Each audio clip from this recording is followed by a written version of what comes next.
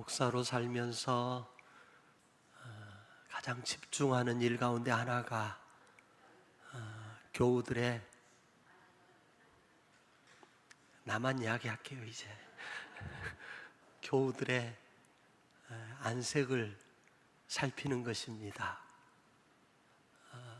수술 후에 아직 회복이 덜 돼서 제가 미리 예배전에 나와 있지 못하지만, 목사가 예배전에 나와서 교인들 오시는 모습을 그간에 쭉 살펴왔던 것은 다른 것이 아닙니다.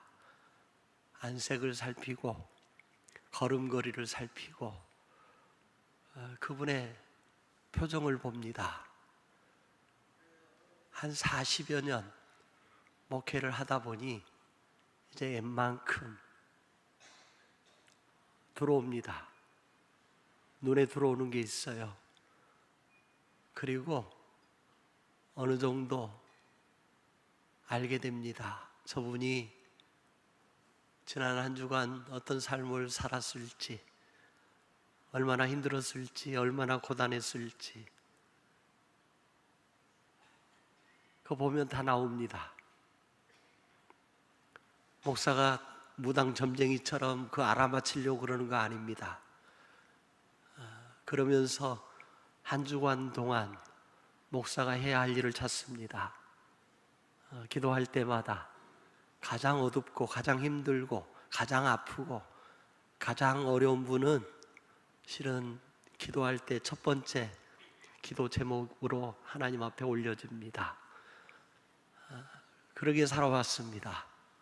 그리고 그러게 살폈습니다. 한 분 한 분 그러게 살피는데 특별히 관계도 살핍니다.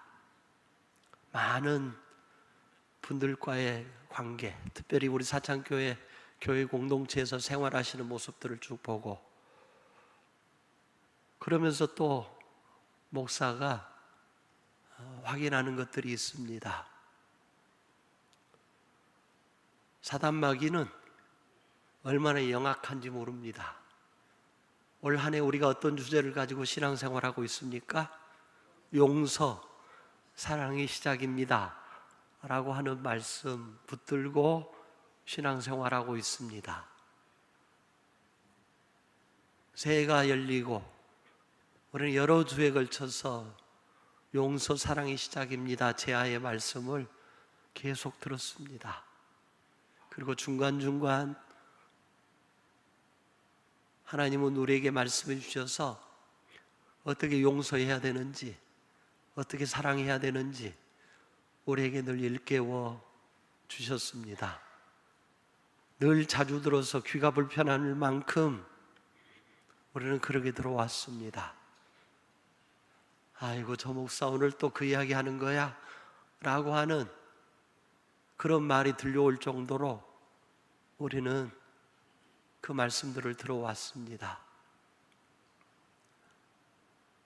사단이 왜 영악한가? 다른 해보다도 올해 특별히 용서, 사랑이 시작입니다라고 하는 귀한 주제를 설정하고 신앙생활하면 다른 해보다도 올해는 더 용서함이 넉넉하고 더 사랑함이 넉넉해야 되지 않겠습니까? 그런데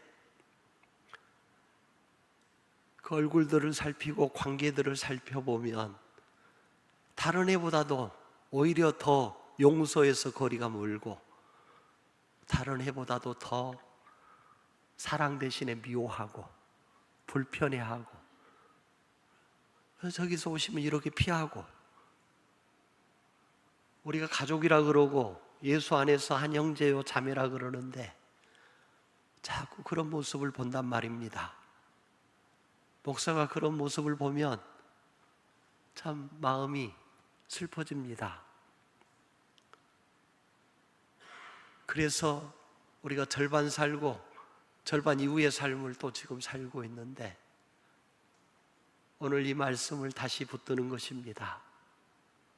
성령께서 강하게 감동을 주셨습니다. 하지만 그 사이에도 사단마귀는 이 말씀을 선포하지 못하도록 옆에서 방해를 쳤습니다. 그러니까 오늘 제가 준비한 6편의 설교 가운데 결국 이 설교를 다시금 가지고 나온 것입니다. 얼마나 갈등하게 만드는지. 또 그 이야기 하는 거야. 이 말 너 들을 거야. 그러니까 주제도 바꾸고 본문도 바꾸어. 자꾸 제 안에 그런 갈등이 있었습니다. 왜 그랬을까요? 사단마귀는 이대로가 좋은 겁니다. 계속 갈등하고 계속 미워하고 계속 힘들어하고 그런 걸 좋아해요. 그러니 왜 지금 분위기 괜찮은데 사단이 봤을 때 왜 그걸 흐트러 놓으려고 하느냐? 계속 저를 공격하는 거란 말입니다. 그래서 제가 여러분에게 늘 부탁을 드려왔습니다. 주일이 가까워져 오고 예배가 가까워져 오면 여러분 목사의 영성을 방해하지 마십시오. 어수선한 말들로 목사를 흐트러 놓으면 여러분 그 영적인 손해는 우리 모두가 고스란히 감당을 해야만 되는 것입니다. 오늘 성령께서 우리 가운데 함께 하시는 줄로 믿습니다. 오늘 다시 우리는 사랑에 관련된 말씀을 듣습니다. 오늘 여러분이 사랑에 젖어서 살기를 바랍니다. 잃어버린 사랑을 다시 회복하실 수 있기를 바랍니다. 그리고 여러분 이 자리에서는 누구라도 아멘하고 누구라도 그렇게 살겠습니다 할 수 있습니다. 실제로 가서 손잡아드리고 화해하고 그리고 마음을 열으세요. 왜 누구에게는 되고 누구에게는 안 됩니까? 왜 누구에게는 반갑고 왜 누구에게는 불편합니까? 이런 이중적인 삶을 이제는 하나님 앞에서나 사람들 앞에서 그리고 자신 스스로에게 내려놓으십시오. 이걸 버리지 않는 한 우리는 우리 주님이 받으시는 예배자가 될 수 없습니다. 이것을 내려놓지 않는 한 우리는 참된 그리스도인이라 할 수 없을 것입니다. 그러므로 오늘 말씀 잠깐 선포되어지는 이 말씀에 집중하고 이 말씀에 이끌리는 여러분 모두가 되실 수 있기를 바랍니다. 한 서기관이 예수님께 질문합니다. 28절입니다. 서기관 중 한 사람이 그들이 변론하는 것을 듣고 예수께서 잘 대답하신 줄을 알고 나와 묻되 모든 계명 중에 첫째가 무엇이니까? 서기관은 율법사입니다. 율법사, 서기관은 계명에 대해서, 율법에 대해서, 특별히 구약 성경에 대해서 넉넉하게 잘 아는 분들이고 많이 공부하고 많이 연구하고 그 말씀을 유대인들에게 가르치는 사람들입니다. 그러니까 얼마나 대단한 사람들입니까? 그들은 여러분 하나님께서 그들에게 주셨던 율법의 규정, 그 규정보다 더해서 혹은 빼기도 하고 더하기도 해서 그들은 613개의 율법 조항을 그들은 지켰습니다. 613개의 조항, 이를테면 10계명은 다 해서 10개 조항이잖아요. 그런 것처럼 613가지를 정해놓고 거기서 하지 말라는 것은 하지 않고 하라는 것은 하는데 모범이 없고 앞장섰던 사람들, 그리고 그것을 가르쳤던 사람들, 그들이 서기관이고 율법사였습니다. 예수님에게 그것을 질문하는 것입니다.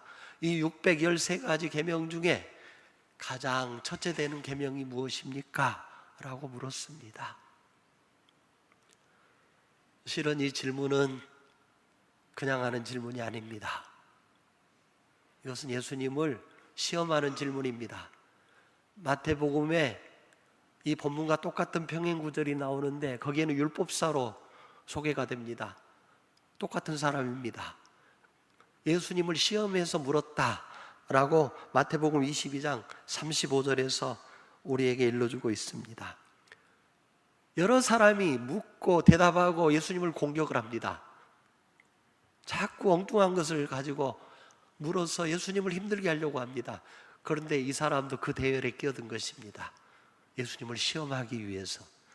그런데 여러분 혹시 아시나요? 모든 유대인들이면 첫째 되는 계명을 다 안다고요. 태어나면서부터 들으니까, 아니 어머니 뱃속에서부터 들으니까 안다고요. 왜 예수님 모르시겠어요? 예수님에게 물어요. 우리는 이런 예수님을 시험하는 질문이지만 이 서기관의 질문에서 삶의 통찰력을 얻습니다. 그거 뭔가 하면 여러분 613가지 계명 중에 첫째가 있듯이 우리의 삶에도 우선적으로 먼저 해야 될 일이 있습니다. 반드시 해야 될 일이 있다라고 하는 것입니다. 다른 어떤 것보다도 첫째 되는 그것을 우리는 사람과의 관계 속에서도 해내야만 합니다. 오늘 주님은 대답하시면서 이보다 더 큰 계명은 없다고 하셨습니다. 첫째 일뿐만 아니라 가장 큰 계명을 말씀하고 있습니다. 그만큼 중요한 일이 있습니다. 우선순위에서 밀려서는 안 되는 그런 것이 있다니까요. 사람과 사람 사이의 관계 속에서도, 세상 살아가면서도 반드시 그 많은 일들, 내가 감당해내야 될 일들이지만 먼저 해야 될 일이 있습니다. 그리고 반드시 해야 될 일이 있습니다. 하나님께서 저와 여러분에게 지혜를 주시기를 바랍니다. 그래서 여러분, 우리도 반드시 해야 될 일을 할 수 있기를 바랍니다. 그리고 먼저 해야 될 일은 반드시 먼저 하실 수 있기를 바랍니다. 계명 중에도 가장 중요한 계명이 있어요. 예수님 그래서 대답하는 거잖아요. 첫째가 무엇인지 그걸 이제 말씀해 주시는 겁니다. 서기관의 질문에 대해서 예수님이 이렇게 대답하십니다. 29절에서 31절인데 불편하시지 않다면 옆에 분 손 잡고 이 말씀을 읽겠습니다. 그리고 옆에 분이 읽는 소리가 안 들리거나 눈을 감고 계시거나 그러면 이왕 잡은 손 살짝 당겨주세요. 그래서 그 뒤에 설교를 계속 이어가기를 원합니다. 같이 읽겠습니다. 시작. 예수께서 대답하시되 첫째는 이것이니 이스라엘아 들으라. 주곧 우리 하나님은 유일한 주시라. 내 마음을 다하고 목숨을 다하고 뜻을 다하고 힘을 다하여 주 너의 하나님을 사랑하라 하신 것이요. 둘째는 이것이니 내 이웃을 내 자신과 같이 사랑하라 하신 것이라. 이보다 더 큰 계명이 없느니라. 아멘. 하나님을 사랑하고 이웃을 사랑하는 것이 가장 첫째 되는 계명, 중요한 계명이다 라고 말씀하고 계시는 겁니다. 신명기 6장 4절, 레위기 19장 18절에서 하나님께서는 하나님 사랑해야 될 일에 대해서 말씀하시고 이웃을 사랑해야 될 일을 말씀하십니다. 이 계명들이 하나님을 사랑하고 이웃을 사랑하는 이 계명들이 가장 중요한 계명이라고 말씀하십니다. 첫째와 둘째다라고 예수님이 대답할 때 그런 식으로 표현하셨지만은 31절에 보면 이보다 더 큰 계명은 없느니라 그랬습니다. 그러니까 첫째, 둘째는 나누려고 하시는 게 아니에요. 첫째 하나님 사랑, 둘째 이웃 사랑, 이 두 가지 계명보다 더 큰 계명이 없다라고 31절에서 말씀해 주고 계시는 것입니다. 늘 말씀드렸습니다. 하나님 사랑하는 것과 이웃 사랑하는 것을 동일시하셨다라고 여러 차례 여러분에게 말씀을 드렸습니다. 나는 하나님을 사랑하니까 이만큼 하면 되는 거야, 이런 걸로 만족하지 말라라고 하는 거예요. 나는 교회는 안 나가고 예배는 안 해도 하나님은 몰라도 내가 이웃에 대해서 구제를 이만큼 하고 선행을 이렇게 베푸니까 이 정도 하면 되는 것이지. 아니요, 그러지도 말라라고 하는 거예요. 하나님 사랑하고 이웃 사랑은 수레의 두 바퀴와 같다고 얼마 전에도 여러분에게 말씀드린 기억이 있습니다. 같이 가는 것입니다. 같이 가는 거예요. 동전의 양면과 같습니다. 같이 있어야 됩니다. 그래서 요한일서 기자가 우리에게 뭐라고 했습니까? 하나님을 사랑하노라 그러면서 형제를 미워하는 것은 실은 그 하나님 사랑하는 그 사랑이 거짓이다, 이런 류의 말씀을 주셨습니다. 놓치지 마십시오. 하나님을 사랑하는 것과 이웃 사랑하는 것은 틀리지 않습니다. 같습니다. 하나님을 사랑하는 사람은 반드시 이웃을 사랑합니다. 이웃 사랑에 원천은 무엇입니까? 하나님 사랑입니다. 그러면 하나님을 내가 사랑한다라고 하는 그 증거는 무엇입니까? 이웃을 사랑하는 것, 이것입니다. 이웃을 사랑하는 것으로 그 사람이 예수를 믿고 주일이면 교회 가서 예배하는데, 아, 저 사람이 예수님을, 그 사람이 하나님을 그만큼 사랑하는구나. 무엇으로 드러난다고요? 이웃 사랑하는 것으로 드러납니다. 그러면 그 이웃 사랑은 어떻게 감당해낼 수 있습니까? 하나님을 사랑하는 그 사랑으로 감당할 수 있습니다. 다르지 않습니다. 저는 여러분이 예배당에서 예배하는 모습과 그리고 밖에 나가 사실 때 삶의 모습이 같기를 바랍니다. 항상 우리에게 문제는 무엇입니까? 다르다는 것입니다. 이중적이라고 하는 것이에요. 여기서는 다 천사 같습니다. 근데 밖에 나가면 그렇지 않아요. 그것이 항상 문제입니다. 제가 늘상 여러분에게 강조해서 말씀드렸습니다. 기도는 삶이다.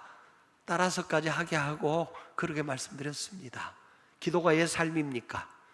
우리는 기도할 때 그러잖아요. 하나님, 죄 짓고 살았습니다. 하나님, 원하는 대로 살지를 못했습니다. 하나님, 내 마음대로 그렇게 살다 왔습니다. 용서하기를 원하고 사랑하기를 원하셨지만은 우리는 용서하지 못했고 나는 사랑하지 못했습니다. 늘상 그렇게 하잖아요. 그러면서 기도의 핵심이 뭐예요? 하나님, 내게 용서할 마음도 주시고 사랑할 마음도 주시고 그 삶을 용서하는 삶, 사랑하는 삶으로 나아가게 하십시오. 섬기게 하시고 베풀게 하시고 나누게 하시고 그러십시오. 그 힘을 주시고 그 능력을 주십시오. 우리는 늘 그렇게 기도하잖아요. 그럼 그렇게 기도했으면 어떻게 살아야 돼요? 나가서 그렇게 살아야 맞죠. 근데 기도는 얼마나 여러분 이 물 흐르듯이 청산유수처럼 또 그렇게 잘하는데 나가서는 제일 싸움 잘하고 나가서는 제일 불편해지고 인상도 제일 잘 쓰고 뭔 일 있다 그러면 그 사람이고, 이것이 지금 우리 한국교회를 약화시킨 거예요. 이것이 교회를 힘들게 만드는 것이에요. 단순히 여러분을 향해서만 이 말씀 드리는 거 아니에요. 목사인 저도 이 말씀 앞에 얼마나 부끄러운지 몰라요. 얼마나 청산유수처럼 말합니까? 얼마나 대단한 지식이나 학식이 있는 것처럼, 얼마나 하나님을 많이 알고 있는 것처럼 여러분 그렇게 설교합니까? 목사의 삶을 여러분 아십니까? 목사가 가장 힘든 것은 그것입니다. 누구라도 여러분 설교를 한 대로, 설교를 들은 대로 100% 그러게 온전하게 살아내는 사람이 어디 있겠습니까? 없습니다. 그러나 적어도 온전하게 살지는 못해도 설교했으니까 그 설교 말씀에 부끄럽지는 않아야 되지 않겠습니까? 어느 순간에 보면 부끄러워지고 있는데도, 그런데도 그걸 무시합니다. 탐욕이 앞서고 명예가 앞서고 체면, 자존심이 앞서고 하면서 그렇게 사는 목사들 수도 없이 많습니다. 저를 포함해서. 우리가 그런단 말입니다. 그래서 나는 여러분에게 권면하고 여러분을 축복합니다. 예배당에서의 삶과 예배당 밖에서의 삶이 같기를 바랍니다. 사랑하는 여성 여러분, 여러분의 남편을 대하는 것과 지금 임 목사를 대하는 것이 같기를 바랍니다. 이게 무슨 뜻인 줄 아십니까? 우리 교회 모든 교인들은, 특별히 여성 교인들은 저를 보고 웃습니다. 남편 보고 웃습니까? 저를 보고 친절하게 말씀합니다. 남편 보고 친절하게 합니까? 불편하면 그러잖아요. 저를 대하듯이 대하십시오. 성경에 이런 말씀이 있습니다. 주께 하듯 하라 그럽니다. 주님께 하듯이 남편을 대하고 주님께 하듯이 아내를 대하고 주님께 하듯이 사람을 대해야 될 거 아닙니까? 왜 주님께만 주님이라 그러고 우리는 막 사냐 이 말이에요. 막 말하고 막 행동하고 그런단 말이죠. 이건 사랑 아니다. 그건 거짓 사랑이다. 결국 그것은 믿음과도 연관이 됩니다. 그것은 거짓 믿음입니다. 그러므로 여러분 이 말씀을 반드시 기억하셔야 합니다. 교회에서의 모습과 일상생활에서의 모습이 반드시 일치해야 합니다.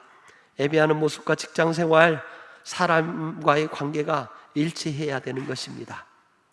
교회에서는 괜찮아 보이는데 소위 세상에서의 모습은 신뢰받지 못하고 불신의 대상이 된다면 그것은 하나님 사랑과 이웃 사랑 둘 다다 하나님 사랑과 이웃 사랑에 대한 문제를 다분히 가지고 있는 사람입니다. 하나님과의 관계가 의심스러운 사람이다 라고 하는 것입니다. 그러면 우리가 어떤 사랑을 해야만 됩니까? 저와 여러분이 누구를 믿습니까? 예수님을 믿습니다.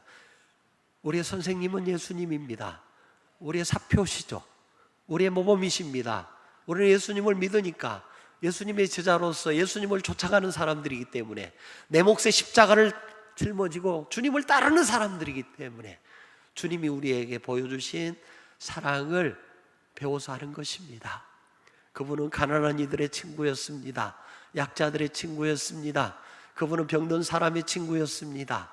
그분은 당시에 계급사였는데 유대의 높은 층에 있는 사람들이 아래층에 있는 사람들을 물건 취급했습니다. 사람 취급하지 않았습니다.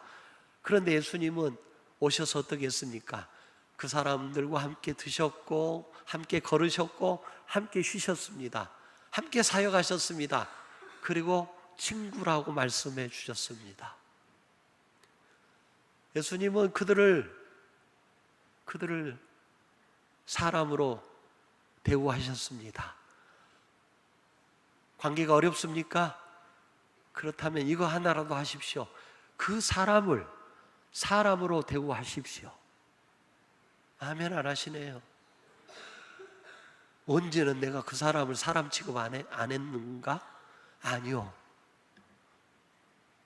노사관계에 있어서 여러분 사측에 있는 분들이 노측에 있는 분들을 사람 대접을 해야 갈등의 골이 여러분 더 이상 깊어지지 않습니다. 노측에 있는 사람들도 사측에 있는 사람들을 이해하고 함께 같이 살아내려고 하는 그런 마음이 있어야 그래야 함께 갈 수 있는 것입니다. 있는데 안 베푼다고 있는데 저 모양이라고 사람 대접 안 합니다.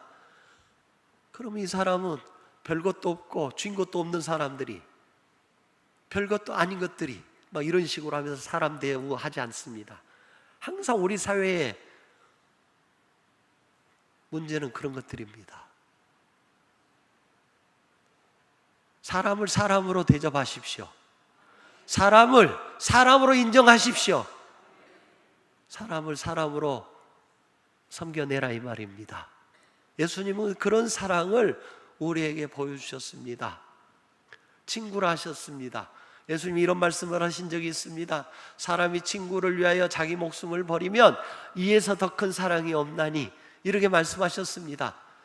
그리고 그 친구들을 위해서 예수님 십자가 위에서 자기 목숨까지도 내놓으셨습니다. 자기 희생입니다. 내가 죽고 그들을 살리신 겁니다.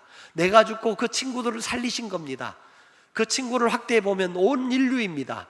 죄로 말미암아 죽을 수밖에 없었던 그 온 인류를 그분은 친구 되셔서 십자가 위에서 죽어주심으로 다 살려내셨습니다.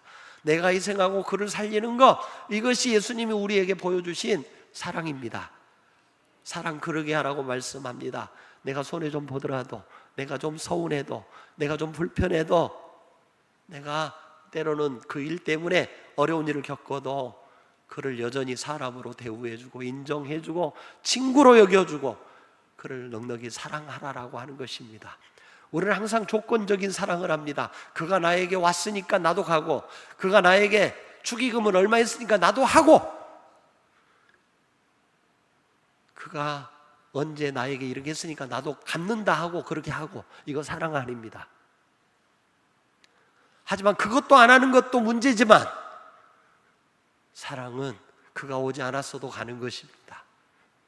그가 내게 선을 베풀지 않았어도 내가 선을 베푸는 겁니다. 더 적극적으로는 그가 나를 미워하고 그가 나를 욕해도 나는 여전히 변함없이 그를 위해서 기도하고 그에게 사랑으로 다가서는 것입니다. 그러면 그것이 사랑입니다. 예수님이 우리에게 일깨워준 사랑입니다. 그렇게 사랑하는 것이 맞습니다. 그러면서 오늘 본문에서 예수님은 어떻게 사랑해야 될지, 예수님 우리에게 하나님에 대해서 어떻게 사랑해야 될지, 이웃에 대하여 어떻게 사랑해야 될지를 말씀해 주고 있습니다. 이 말씀 제가 한번 여러분에게 읽어드립니다. 또 마음을 다하고 지혜를 다하고 힘을 다하여 하나님을 사랑하는 것과 또 이웃을 자기 자신과 같이 사랑하는 것이 전제로 드리는 모든 번제물과 기타 제물보다 나으니이다. 우리가 드리는 제물, 우리가 드리는 예물, 우리가 드리는 예배 때 하나님 앞에 바치는 그 어떤 봉헌하는 내용들보다 이웃을 마음을 다하고 지혜를 다하고 힘을 다하여 하나님을 사랑하는 것과 같이 이웃을 자기 자신과 같이 사랑하는 것, 이것이 사랑이다. 그리고 이것이 하나님을 최고로 높여드리는 예배의 방법이다, 경외하는 것이다 라고 우리에게 일깨워 줍니다. 그러면서 하나님에 대해서는 또 이런 말씀을 앞에서 주셨습니다. 내 마음을 다하고 목숨을 다하고 뜻을 다하고 힘을 다하여 주 너의 하나님을 사랑하라 하신 것이요 라고 하는 이 말씀을 볼 때에 우리가 하나님을 사랑할 때 어떻게 사랑을 합니까? 다하고 다하고 다하고 다하여 사랑하라, 이렇게 말씀합니다. 이웃을 향해서도 내 자신과 같이 사랑하라 그러십니다. 여러분, 내 자신이 전부 아닙니까? 그러면 사랑은 어떻게 하는 것입니까? 다하고 다하여 해야 될 것이 바로 사랑입니다. 오늘 말씀의 제목이기도 합니다. 사랑은 어설프게 하는 거 아닙니다. 다하고 다하여 사랑하는 것입니다. 많은 설교자들이 이 말씀을 가지고 안타깝게도 헌금이나 걷고 하는데 이 말씀을 사용했습니다.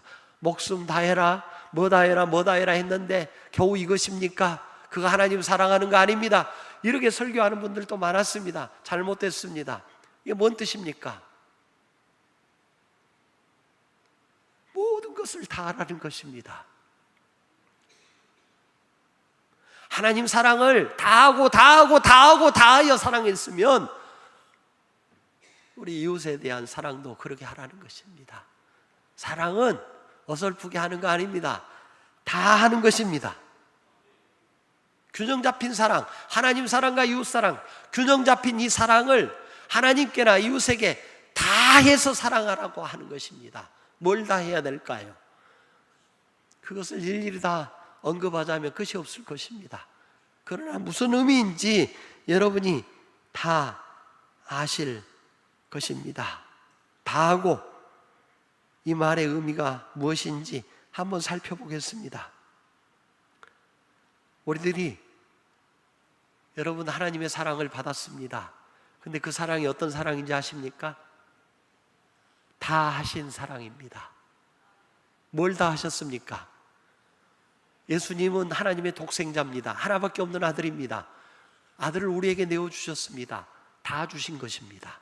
그러니까 다 한 사랑입니다. 그 아들을 십자가에 죽게 하셨습니다. 다 하신 사랑입니다. 하나님 입장에서, 아버지 된 입장에서 얼마나 여러분 피눈물 나는 일입니까?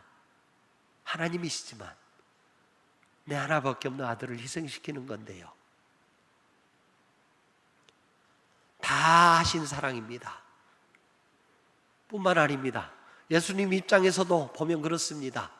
하늘 보좌를 버리고 이 땅에 오셨습니다. 가장 천한 곳에 오셨습니다. 다 버리고 다 주시기 위해서 오신 겁니다. 결국 그분은 가난하고 힘든 사람들의 친구가 되었습니다. 뿐만 아닙니다. 그분은 결국에는 십자가 위에서 당신의 목숨까지도 다 우리에게 주십니다. 이게 다하여입니다. 이것이 다하고입니다. 다 하신 사랑이죠.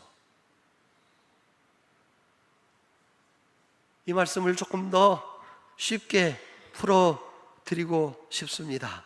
많은 분들이 자녀를 위해서 할 수 있는 것보다 더 했는데도 항상 더해주지 못해서, 잘해주지 못해서 항상 미안한 마음이 있어요. 부모라면 자식에게 항상 미안한 마음이 있어요. 다 했어요. 형편껏 최선을 다해서 다 했어요. 자식이 이해하든 못하든, 자식이 그것을 알고 감사하든 못하든 최선을 다해서 다 한 거예요. 그런데 내가 조금 더 잘해줄 걸, 조금 더 잘해줄 걸. 못내 아쉬워.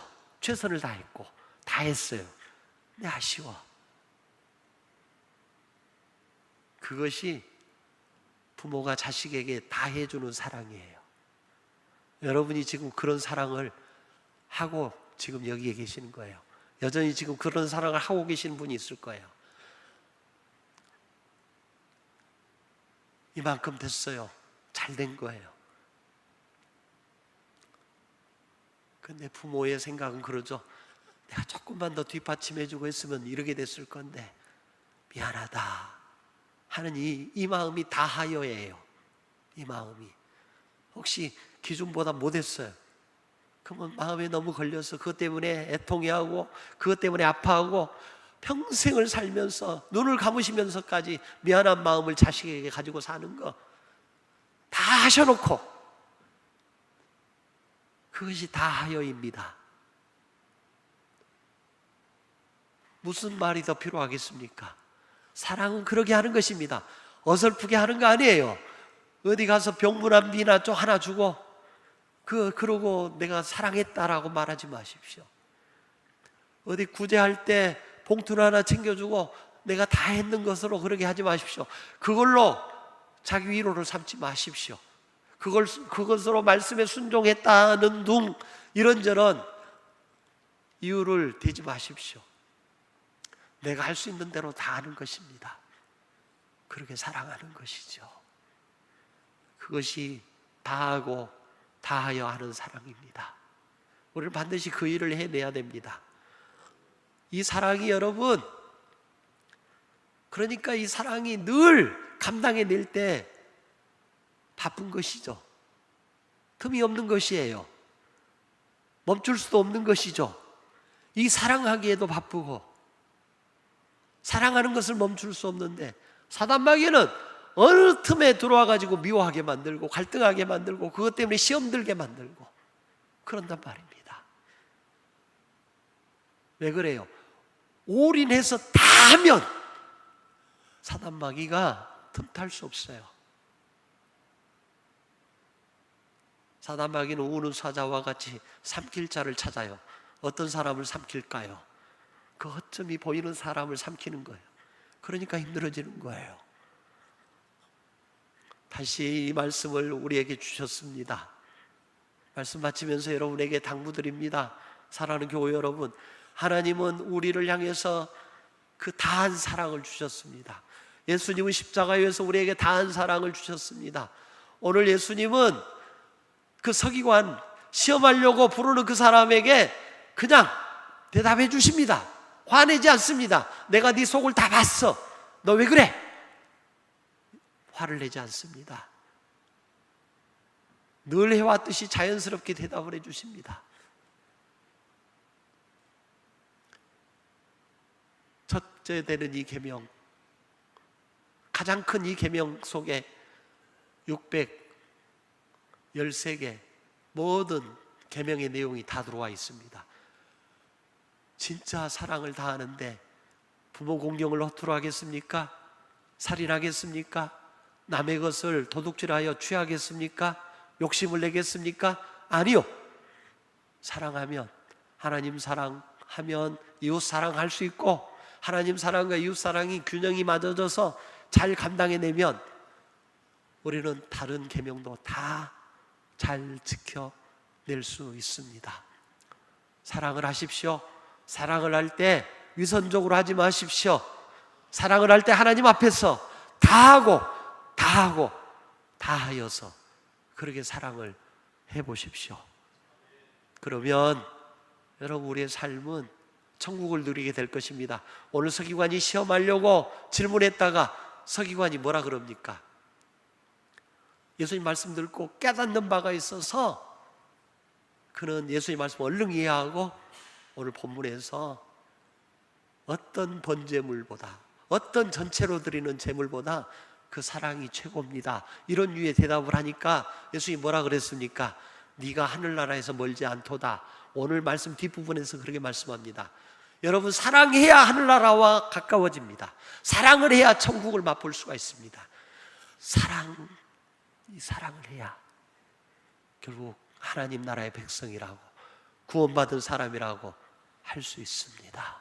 그 사랑의 사람들로 다시 한번 우뚝 서시기를 바랍니다. 기도하겠습니다. 결단하시죠. 다시금 우리에게 사랑을 들려주십니다. 여러분, 이 사랑 다시금 붙잡고 첫째 계명으로 삼으십시오. 가장 큰 계명으로 삼으십시오. 하나님 사랑과 이웃 사랑은 하나입니다. 그러므로 이 사랑으로 다하고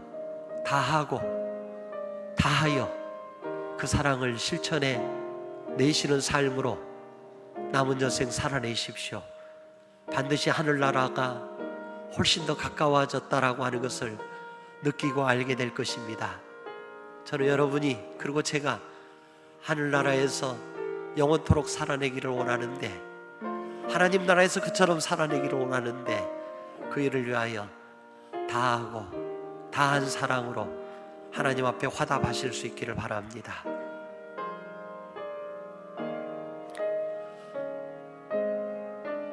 하나님 우리 아버지, 오늘 주신 말씀에 이끌려서 이제는 사랑하는 자리로 다시금 나아가게 하여 주옵소서. 예수님 이름으로 기도하옵나이다.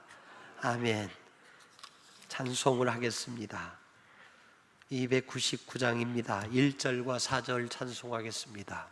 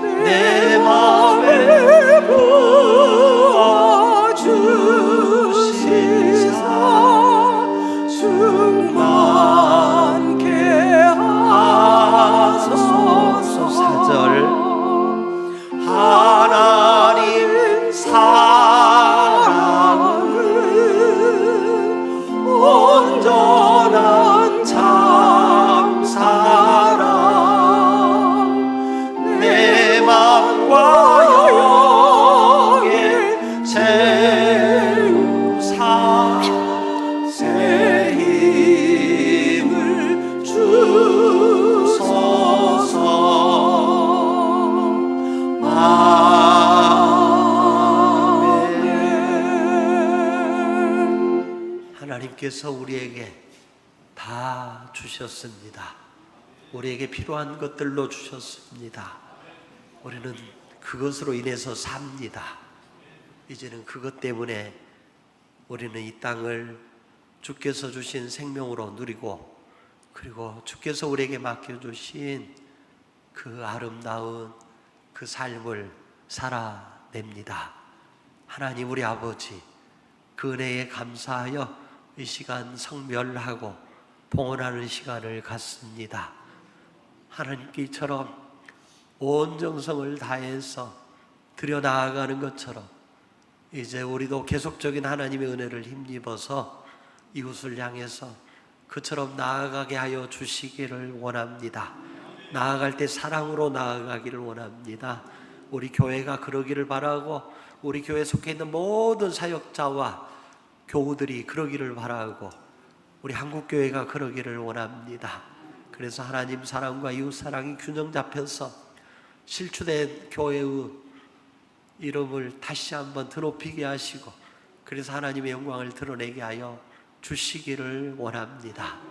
주께서 은혜를 입혀주셔서 오늘 또 환우들을 붙잡아 주시고, 힘든 지경에 있는 분들을 특별히 붙잡아 주셔서 모두가 다 주께서 주시는 넉넉한 사랑 안에 참여할 수 있도록 은총을 입혀 주옵소서. 오늘 주일 2부 예배자로 함께하는 모든 분들과 영상으로 함께 예배하는 모든 분들 위해 주께서 큰 평강과 은혜로 동행하여 주옵소서.